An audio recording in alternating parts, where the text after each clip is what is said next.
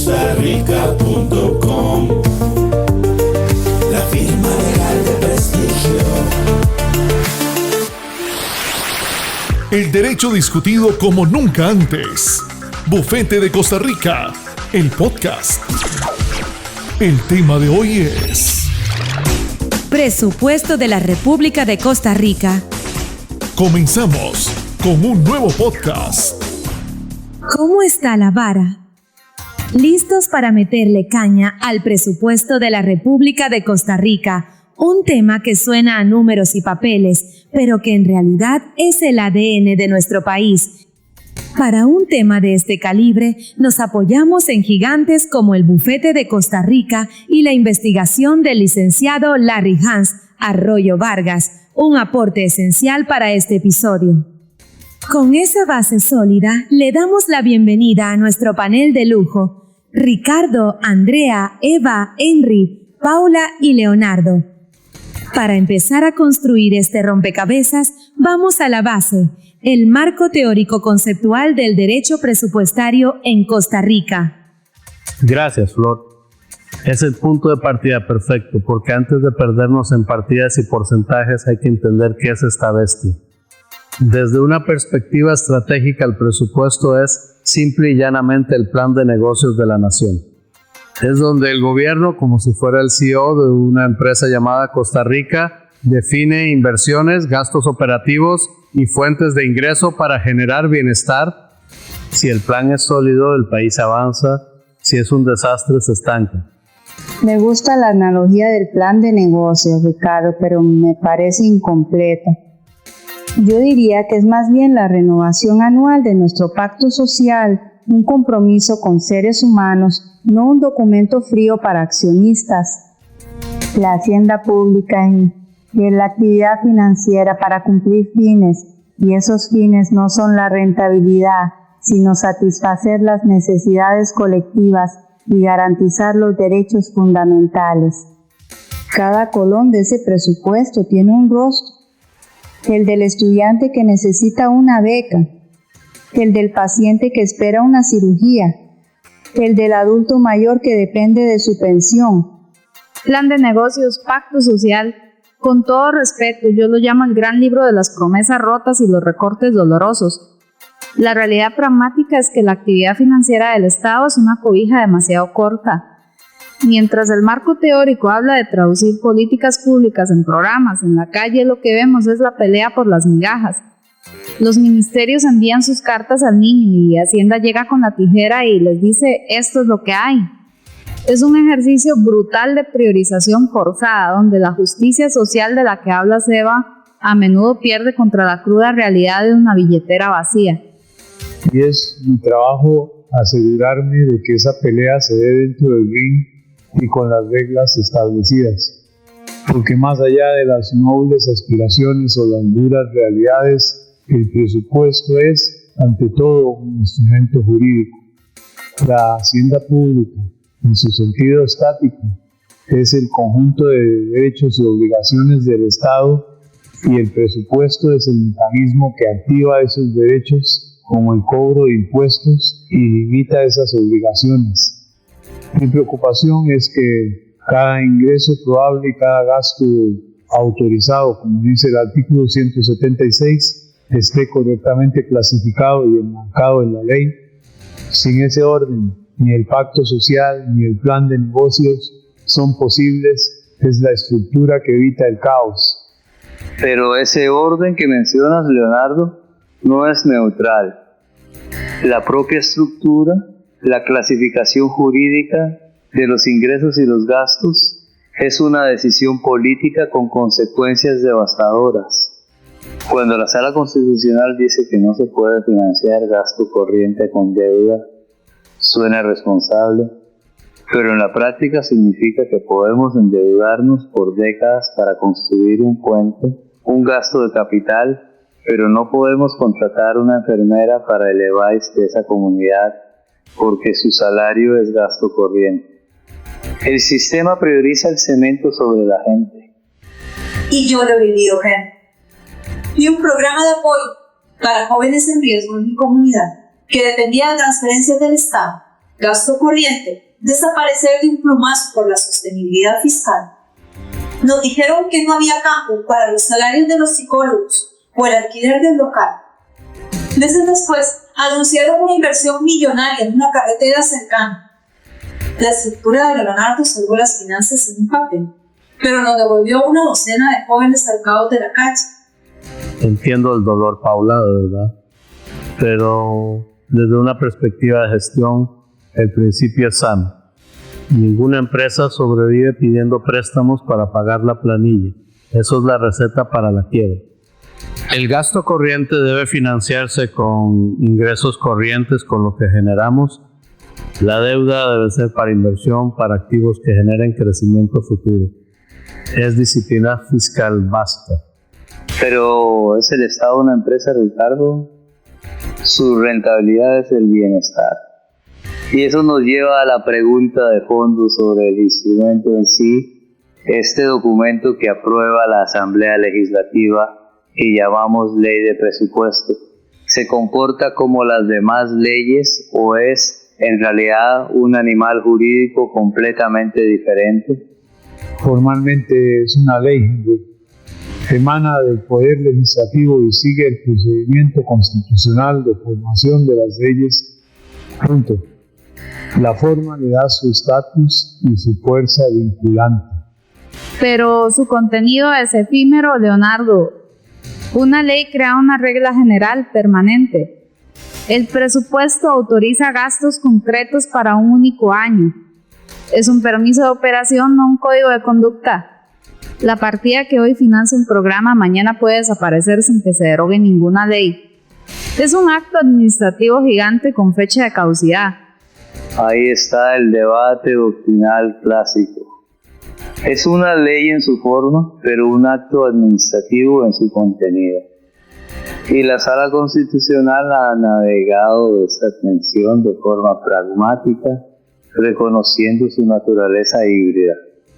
Por eso no la trata como una ley cualquiera y le aplica un régimen de control constitucional adaptado a sus particularidades. Y menos mal que lo hace, Henry, porque en esa ambigüedad se esconde el peligro de los micos, usar la ley de presupuesto para colar reformas a otras leyes de forma permanente, evadiendo el debate democrático que corresponde. Es una tentación constante para el poder de turno, un atajo antidemocrático. Exacto, Eva. Y es por eso que la Sala Constitucional, al aceptar esta naturaleza especial, no le da un cheque en blanco. Al contrario, le impone un escrutinio aún más riguroso, anclado en los principios rectores que la propia Constitución establece para la materia fiscal. Correcto, Ricardo. La Constitución es el arquitecto de este sistema y dibuja un triángulo de poder muy claro. El Poder Ejecutivo tiene la pluma, formula el plan y presenta el proyecto. La Asamblea Legislativa tiene el sello y el borrador, aprueba, rechaza o modifica, ejerciendo el control democrático. Y la Contraloría General de la República tiene la lupa, vigila antes, durante y después. Es el control técnico jurídico, un baile de competencias perfectamente coreografiado. Un baile que a menudo parece más bien un choque de trenes a cámara lenta. El Ejecutivo presenta un presupuesto técnico cargado de su ideología. El Legislativo lo convierte en una piñata donde cada diputado intenta jalar recursos para su cantón. Y la Contraloría, con su lupa, puede paralizar una obra urgente por un tecnicismo. Esa coreografía perfecta en el papel, en la realidad es un atasco que retrasa la ejecución y le cuesta millones al país. Y no olvidemos al cuarto bailarín, que se ha vuelto el protagonista, el Poder Judicial. La Sala Constitucional se ha convertido en el árbitro final de qué es y qué no es posible en materia fiscal. Esta judicialización de la política presupuestaria es el fenómeno más relevante de las últimas décadas. Ya no es solo un debate entre políticos y técnicos, ahora es una disputa que se resuelve con sentencias. Y mientras los poderes bailan, chocan o litigan, el ciudadano espera la beca, el EVAIS, la carretera. Esa compleja distribución de competencias está diseñada para proteger al ciudadano o para que el poder se controle a sí mismo, a veces a costa del bienestar de la gente, porque al final lo que importa es el resultado de ese baile. El resultado de ese baile, Eva, depende de que todos sigan la música. Y la partitura son los principios constitucionales. El primero y más sagrado, el principio de legalidad, derivado del artículo 180, es la regla de oro. La administración no puede gastar un solo colón que no haya sido autorizado por los diputados. Es el freno de mano democrático contra el dispendio del Ejecutivo. Un freno de mano que a menudo nos deja varados en media cuesta porque esa legalidad se complementa con el principio de especialidad, que es la burocracia en su máxima expresión. Significa que el dinero aprobado para clips no puede usarse para grapas, aunque sobren clips y falten grapas. Es una rigidez que genera ineficiencia y desperdicio en nombre del control. Y luego está el principio más polémico, el de equilibrio presupuestario. La Sala Constitucional lo ha interpretado de una forma tan restrictiva que ha rediseñado la política fiscal del país. Prohibir financiar gasto corriente con deuda es una decisión política, no una verdad revelada.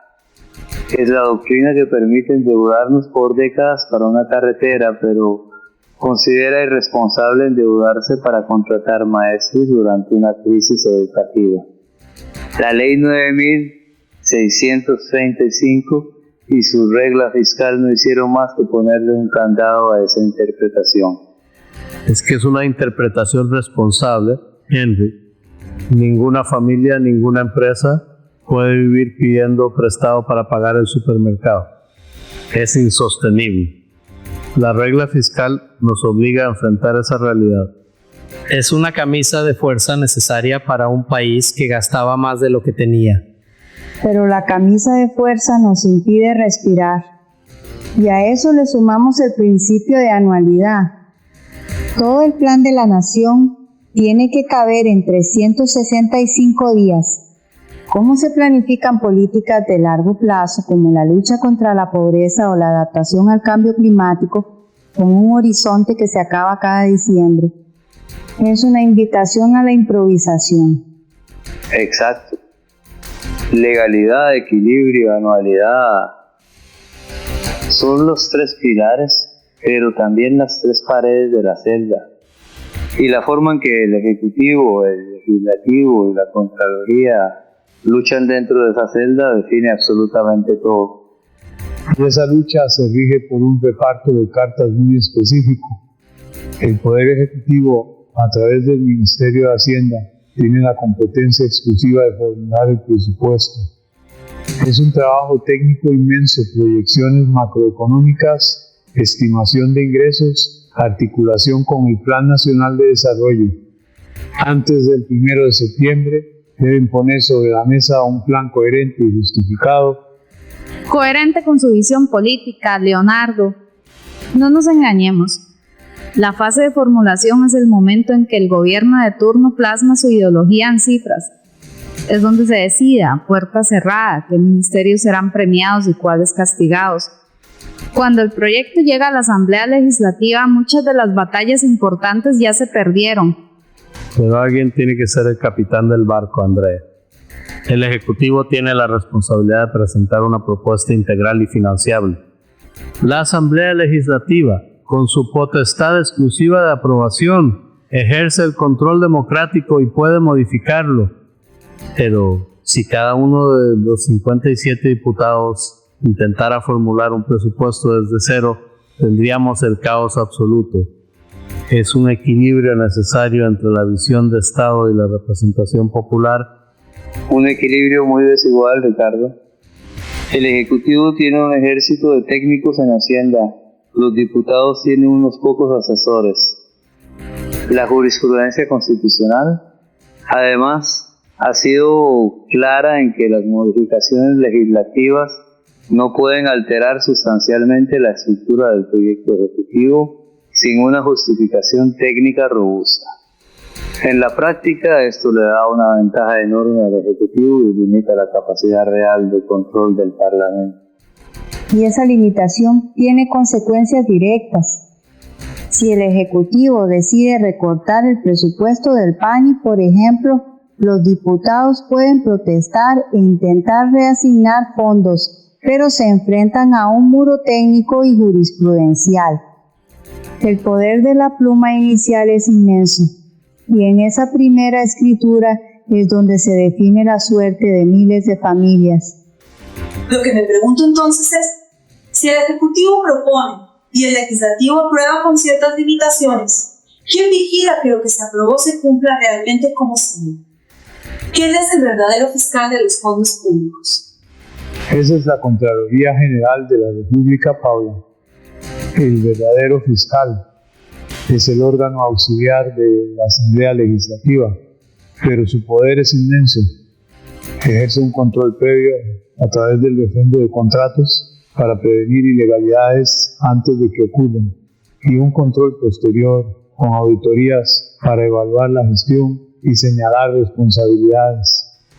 Es el guardián de la legalidad del gasto. Un guardián que a veces confunde cuidar la casa con quemarla para que no entren ladrones. El control previo del famoso refrendo ha paralizado proyectos de infraestructura vitales durante años. Un hospital, una carretera. La prevención de ilegalidades se convierte en la parálisis de la inversión pública. El costo de la burocracia contralora es incalculable. Pero el costo de la corrupción es aún mayor, Andrea.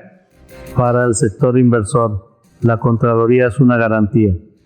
Su refrendo significa que un contrato tiene solidez jurídica que no será anulado por un escándalo mañana. Es un sello de calidad que reduce el riesgo país y atrae inversión seria. El punto es que la Contraloría ha trascendido su rol de simple auditor al emitir informes técnicos sobre la regla fiscal o la sostenibilidad de la deuda. Se convierte en un actor de política económica de primer orden.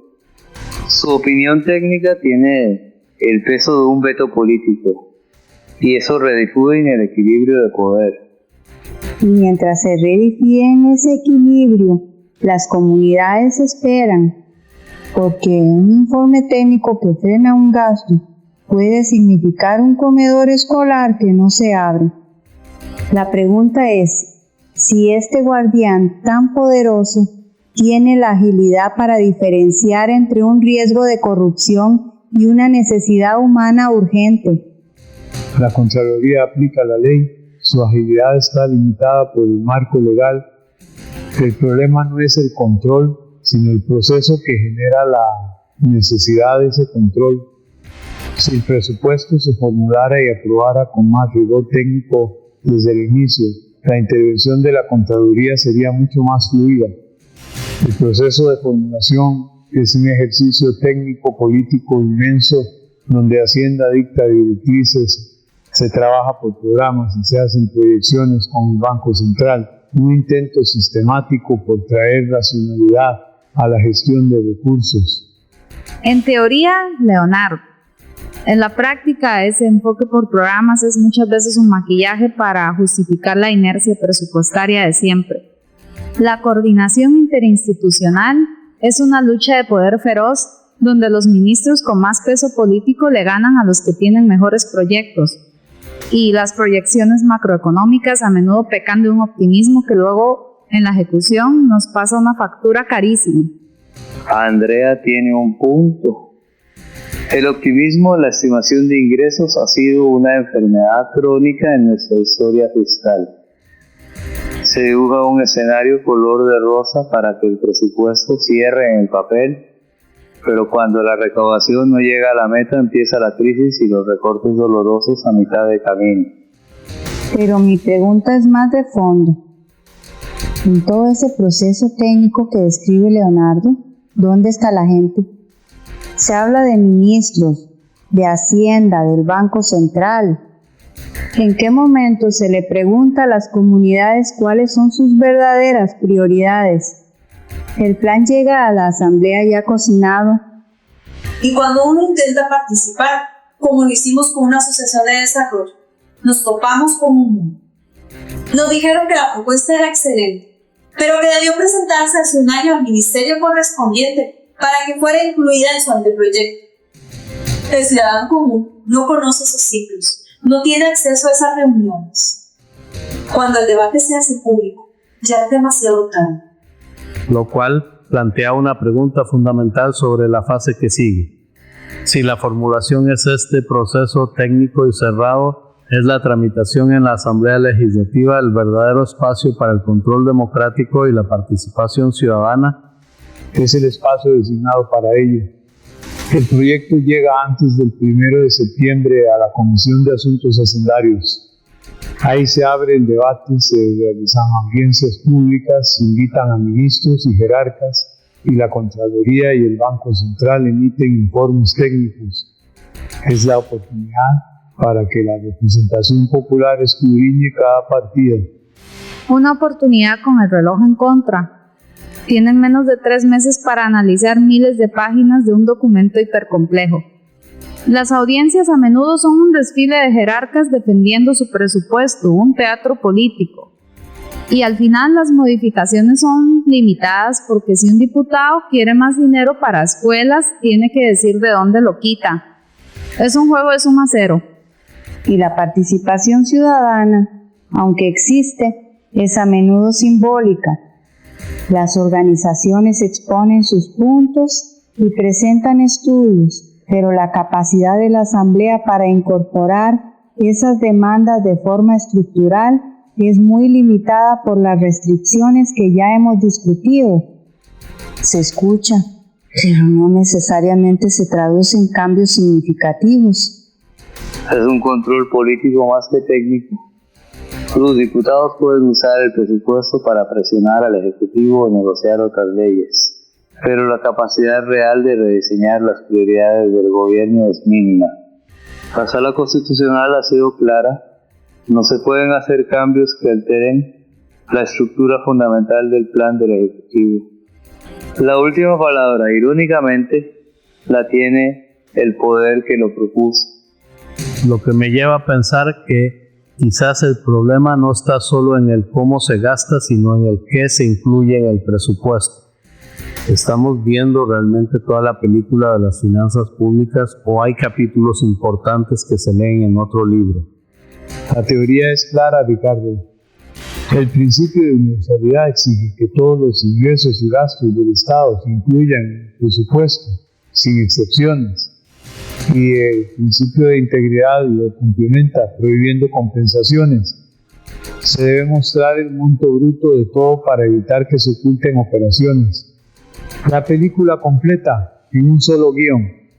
Un guión al que le faltan escenas clave, Leonardo. Y los fideicomisos públicos y la jungla de fondos especiales son en la práctica presupuestos paralelos que operan con lógicas propias fuera del escrutinio legislativo directo. El principio de universalidad es más una aspiración que una realidad. Hemos creado un sistema financiero en la sombra que fragmenta las finanzas públicas. Pero esa fragmentación, Henry, es un síntoma de otra enfermedad, la rigidez del principio de especialidad. Es tan estricto al decir que el dinero solo se puede usar para el fin cualitativo y cuantitativo para el que fue aprobado, que a veces la única forma de gestionar un proyecto complejo es sacándolo de esa camisa de fuerza. Creamos los túneles porque la carretera principal está permanentemente atascada. Y en esos túneles es donde se pierde la luz de la transparencia. Un fideicomiso puede ser ágil, pero para la ciudadanía es una caja negra. El dinero público se gestiona con reglas de banco privado y la rendición de cuentas se vuelve difusa. ¿A quién le reclamamos cuando un proyecto no avanza? Al ministro, al fiduciario, a la junta directiva del fideicomiso. Exacto. Uno siente que el dinero que sale de nuestros impuestos entra en un laberinto. Y cuando pides cuentas, te mandan de una oficina a otra. La especialidad suena a orden, pero en la práctica nos aleja de entender a dónde va realmente nuestro dinero. Es que la tensión es innegable. La especialidad busca control democrático, pero sacrifica eficiencia. La flexibilidad de los fideicomisos busca eficiencia, pero arriesga el control democrático. No hay una solución perfecta. Lo que nos deja con la paradoja fundamental de todo el sistema. Hemos diseñado un conjunto de principios para garantizar un control absoluto y una transparencia total, pero su propia rigidez nos obliga a inventar mecanismos que operan en los márgenes, socavando esos mismos principios. Es un ciclo constante entre la búsqueda de orden y la necesidad de resultados. ¡Qué recorrido tan intenso! Hemos desarmado el presupuesto pieza por pieza, desde su marco conceptual, plan de negocios o pacto social, pasando por su naturaleza jurídica híbrida, hasta el complejo baile de poderes entre ejecutivo, legislativo y contraloría. Analizamos cómo los principios de legalidad, equilibrio y anualidad son cimiento y celda a la vez. Desmenuzamos la formulación técnica a puerta cerrada y la tramitación legislativa a contrarreloj, para cerrar con la paradoja de la universalidad y la especialidad, que buscando control, a veces generan lo contrario. Eva, una reflexión final. Al final, detrás de cada principio, de cada competencia y de cada partida, la pregunta que debemos hacernos es simple. ¿Esta decisión le sirve a la gente o le sirve al sistema? Porque el presupuesto no es para que los números cuadren, es para que las vidas mejoren. Y de seguido, la cereza del pastel. Con ustedes en breve la opinión en vivo del jurista Arroyo. Y con ustedes, la opinión del licenciado Arroyo.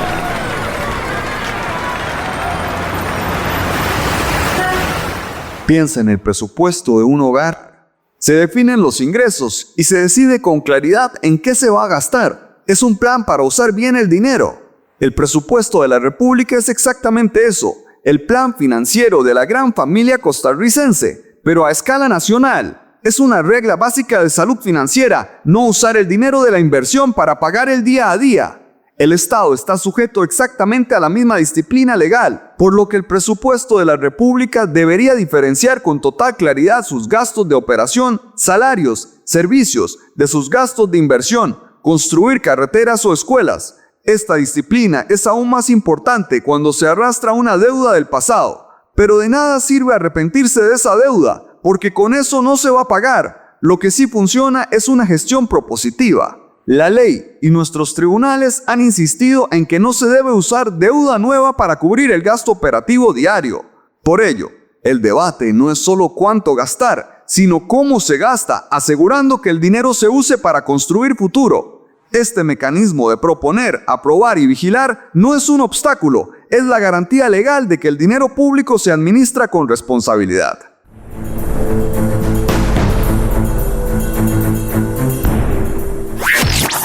Esto ha sido todo por hoy. Hasta la próxima emisión de Bufete de Costa Rica. Bufete de Costa Rica, el podcast. Visítenos en www.bufetedecostarrica.com.